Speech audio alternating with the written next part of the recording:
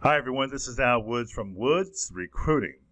Today, I want to talk about high school athletics has become year-round athletics. It has.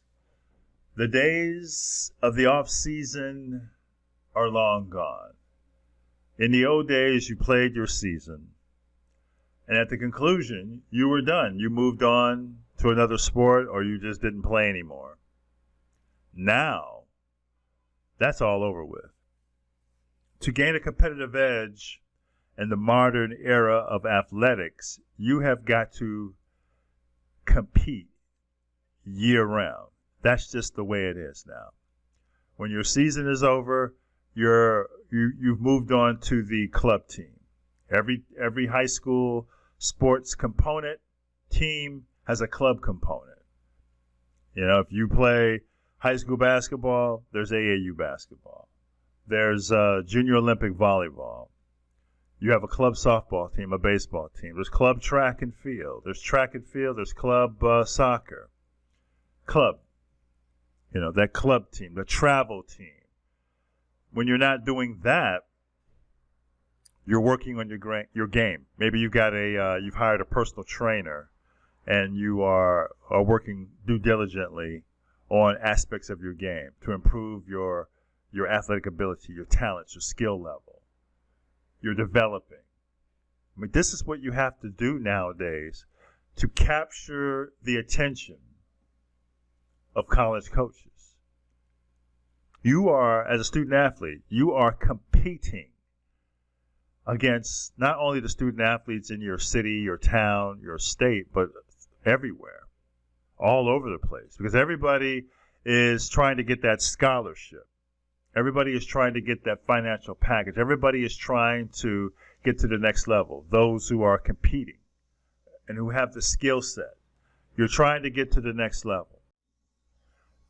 As you're trying to move to the next level, so is everybody else who's competing in a sport. You're not the only one that the college coach is interested in or is recruiting. So what are you going to do to separate yourself from the competition? How are you going to move ahead? How are you going to gain a competitive edge? Because that's the only way. You can't buy your way in it. You can't talk your way in it. You have to play your way into it. So if you're not committed to your sport year-round, you're not going to go very far. Okay? Yeah, you can take some time off, sure. You know, a couple of weeks here, a couple of weeks there, but you better not take too much time off, and you better get back into it. Maybe there's a question of burnout.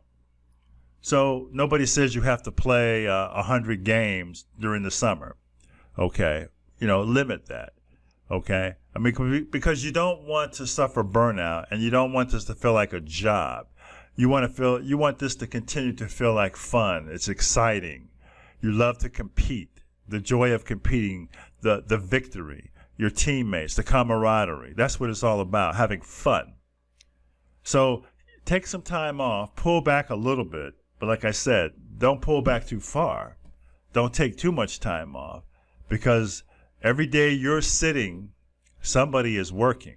Somebody is up at the crack of dawn running. They're in the weight room. They're doing something to get better every day.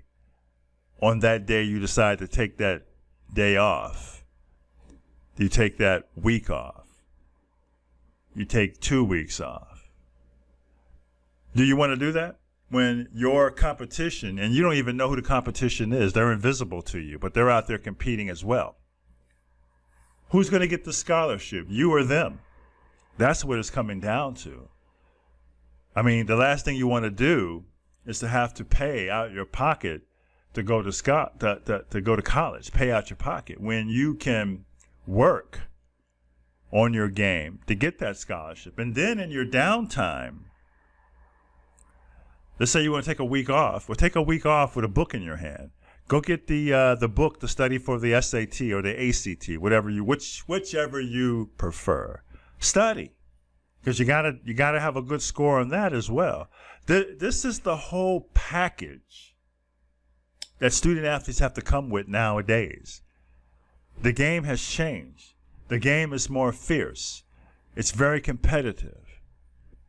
You got to do whatever it takes to get there. You have to. One of the key components in recruiting nowadays is video.